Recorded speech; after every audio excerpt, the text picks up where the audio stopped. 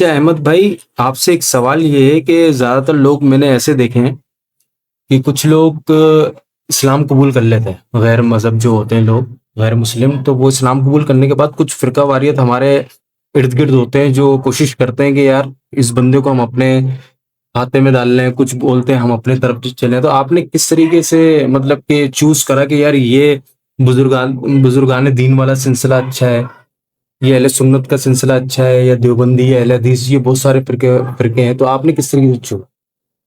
دیکھیں، اصل میں مسئلہ اس کا بھی یہ ہے، یہ بات آپ کی بالکل درست ہے، کیونکہ جب شناختی کارڈ میں خاص کر کے میں نام چینج کروانے جا رہا تھا، ادھر ہی بھی مجھے لوگ ملے اور ہر مقام پہ مجھے لوگ ملے، تو کسی نے کہا یہ صحیح ہے، کسی نے کہا وہ صحیح ہے، کسی نے کہا یہ صحیح ہے. لیکن مسئلہ یہ ہے کہ گیا تھا، بات چیت وغیرہ بھی میں نے کی تھی، حالانکہ ایک دیوبندی تھا، لیکن بس اس نے تھوڑی سی کوئی غلط بات کی تھی جو میں بولنا مناسب نہیں سمجھتا. نہیں، آپ تو بول سکتے ہیں اس وجہ سے جو ہے کہ پھر لوگوں میں کو نے پتہ چلے کہ ایسی کون سی بات ہے تو جس سے پھر اس کے بچنا بعد چاہیے. خیر ابھی اس کا بھی تو انتقال ہو گیا، وہ ہے بھی نہیں دنیا میں. تو پھر اس کے بعد جو ہے ہوا یوں، تو میں نے جو ہے نمازیں پڑھنا بھی چھوڑ دی تھی. بات ایسی کی تھی اس نے، میں نے نمازیں وغیرہ کچھ بھی. تو اس وقت جو ہے ایک فیضان نامی لڑکا تھا، تو وہ جو ہے میرے ساتھ وہیں کراچی میڈیکل سینٹر میں کام کرتا تھا. جی. تو وہ جو ہے سنی تھے، تو انہوں نے مجھے یہ کہا، اس ٹائم اس کی عمر 12 سال تھی. اچھا اچھا. تو اس نے مجھے یہ کہا کہ مجھے نوٹ کیا، اس نے کہا کہ بھائی دیکھو، میں آپ کو دیکھ رہا ہوں، نہ آپ نماز پہ جا رہے ہو، نہ اذان کا جواب دے رہے ہو، یہ وہ. میں نے بولا چھوڑ دو. لیکن جب اس کے کافی اصرار کرنے کے بعد میں نے اس کو پھر بتایا کہ میں نے کہا بھائی دیکھو یہ ہے، لیکن میں ابھی یہ چیز نہیں کر سکتا. تو اس نے مجھے پتہ کیا کہا، اس نے مجھے یہ کہا کہ اگر آپ کو کچھ سیکھنا ہے تو آپ جو ہے دعوت اسلامی میں چلے جائیں. اچھا جی. تو یہ ہے، پھر اس کے بعد جو ہے دعوت اسلامی میں گیا. پھر اس کے بعد یہی علامہ صاحب تھے جن کا میں نے نام لیا، پھر ان سے رابطہ ہوا. سلمان بھائی تھے جنہوں نے مجھ سے، وہ اس ٹائم جو ہے مدرسۃ المدینہ پڑھاتے تھے، تو انہوں نے رابطہ کروایا. تو ان کے ذریعے جو ہے میں قاعدہ وغیرہ پڑھتا تھا، بات چیت وغیرہ یہ وہ چیزیں ہوتی رہتی تھی. تو ان سے رابطہ وغیرہ تھا. تو ہوا یوں کہ پھر جب جو ہے نا گھر والوں کو پتہ چل گیا، سختیاں شروع ہوئی، گھر سے پھر بھاگا. اس کے بعد جو ہے ان کی طرف سے روحانی معاملات میرے ساتھ پیش ہے. جب روحانی معاملات آئے تو اس ٹائم جو ہے ایک رضوان تھے جو آج کل میرے خیال سے درس نظامی مکمل کر چکے ہیں. اچھا. تو انہوں نے کہا کہ سائٹ ایریا میں ایک مسجد ہے، علامہ کامران صاحب ہیں، اور میں درس نظامی بھی کرنے جاتا تھا. ہاں. تو میرے ساتھ معاملات ایسے ہو جاتے تھے نا، میں بھول جاتا تھا، نہیں کر پاتا تھا. تو انہوں نے کہا کہ ہماری سائٹ میں وہاں پہ فیکٹری میں کام کرتا ہوں، سائٹ میں ایک مسجد ہے ٹیلی فون ایکسچینج کے اندر، وہاں پہ علامہ کامران صاحب ہیں، آپ ان کے پاس چلیں. وہ جو ہے نا روحانی حوالے سے بڑے بہترین ہیں.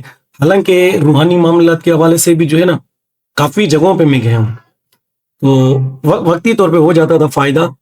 تو آپ یقین کریں گے، جب میرے ساتھ معاملات ہوتے تھے ایسے ہوئے ہیں.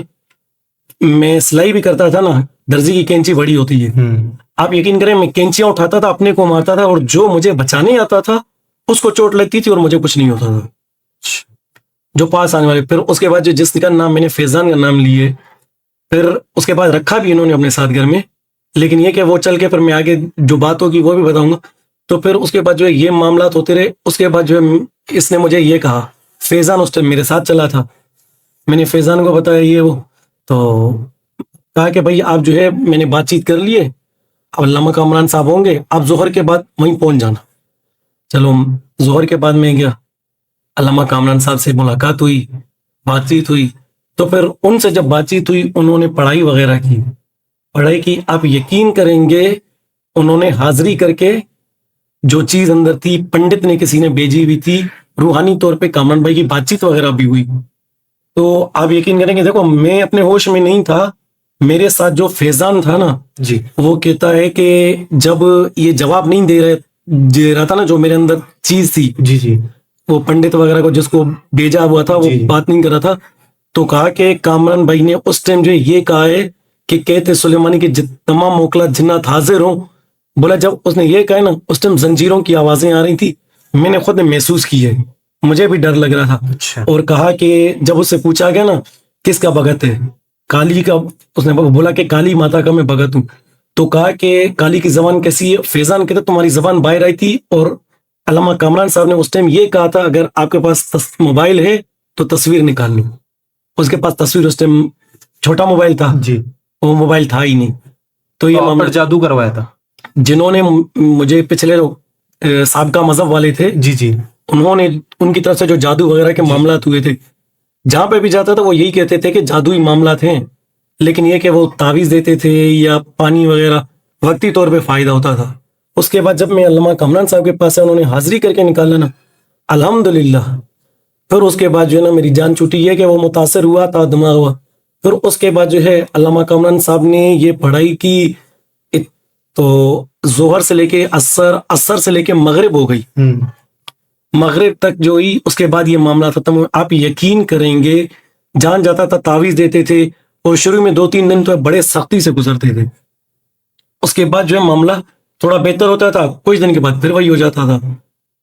تو یہ کہ کامران بھائی نے جب یہ چیزیں کی نا میرے ساتھ، حاضری وغیرہ کر کے نکال دی، اس دن سے میں نے الحمدللہ اپنا جسم اتنا ہلکا محسوس کیا کہ جس کی کوئی حد نہیں ہے.